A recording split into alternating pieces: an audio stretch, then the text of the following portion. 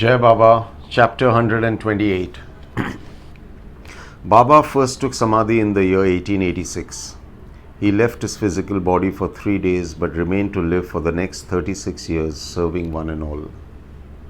The first indication that Baba gave about him making preparations of leaving his physical body took place 2 years before Baba's Mahasamadhi. Thus, in 1916, for the first time, Baba indicated that his time in the physical body was coming to an end. Nobody really paid attention to Baba's subtle message, which is understandable as nobody could imagine life without Baba and Shirdi without Sai. What we fear the most, we eventually deny the most too. It was Vijay Dashmi Day or Dasera in 1916. 2 years later, on this very day, Baba would take Mahasamadhi. Though devotees believe that Baba left his physical body on Dasera 1918, there are a few astrologers who believe that in reality Baba left his body on Ekadashi Day. Anyway, people had come from far and wide to pay respects to Baba and seek Sai's darshan as it was Dasera. The moment people assembled in Masjid-i, in the courtyard and outside, Baba flew into a rage. He removed his bandana, which he rarely did in front of his devotees. Then he tore his kafni, removed his langot, and threw everything in the sacred eternal fire, Dunimai. He dared people to look at his naked body. His eyes raged with fire, and he screamed, "Now you all can decide whether I am a Muslim or a Hindu. Look at me properly and once and for all decide which religion I belong to." Eventually, Bhagoji, whom we have mentioned in the earlier chapter, stood up with difficulty. On that particular day, he was in great discomfort.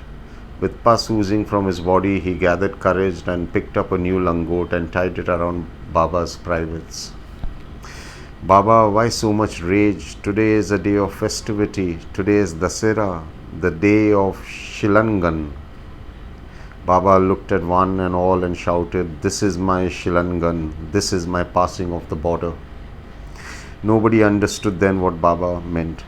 None could understand the reason for Baba's wrath. He had seemed perfectly normal moments before. Thus, what had triggered this rage that had made him become naked in front of everyone? Baba took another hour to calm down. Most people were certain that the Chavadi procession would be cancelled, but eventually, close to midnight, the procession took place. Baba wore a new bandana and a kafni and smiled and laughed and behaved as though nothing had happened a few hours prior. Much later, Baba explained to a few of his close devotees the reason for his anger on that auspicious night. First and foremost, Baba was upset that people only came to him to ask for material and temporal help. Nobody, it seemed, or a mere handful came to Sai out of pure love or to seek spiritual guidance. He felt saddened that after decades of him serving one and all, people still did not want the precious jewels that he had in abundance and wanted to distribute. Instead, they all wanted dung and muck. He was saddened that not many came to him because they truly loved him. All they wanted was a pound of flesh in the form of miracles and predictions and the fulfillment of their wishes. The second reason for his ire was that there was an in-season debate about Baba's religion. It was as though his religion mattered more to people than his oneness with the Almighty. Even after decades of preaching Sabka Malik Ek Hai, people were still more interested in which religion Baba was born into. Nobody understood that the one who is merged with the Creator is beyond religion. Religion becomes redundant for those who have crossed the ocean of Maya and Karma. Thus, Baba stripped naked and abused one and all. By being naked, if the question of his religion was going to be answered, then go ahead and have a look at him. Of course, nobody dared to look at Baba. Sometime later, Ramchandra Patil Kote fell critically ill.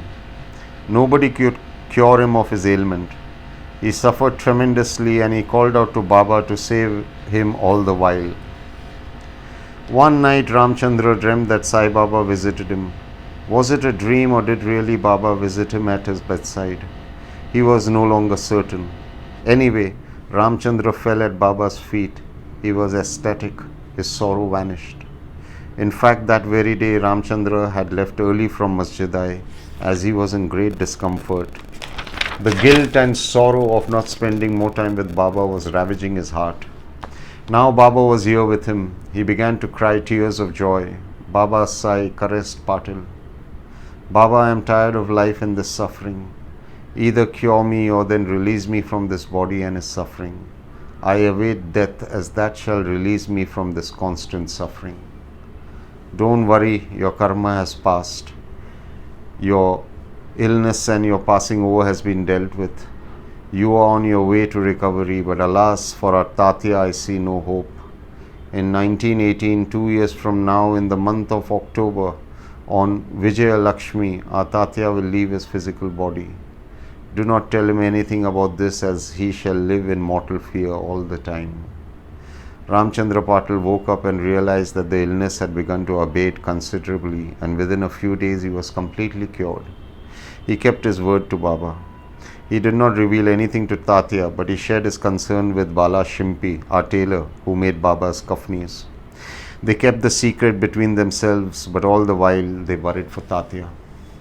We shall continue with Baba's preparation for his Mahasamadhi in the next few chapters. Peace be to all. Baba may have left his physical body, but he is always with us. No, he is within us. All we have to do is love him and remember him constantly. Make him happy and proud of us. Jai Sai.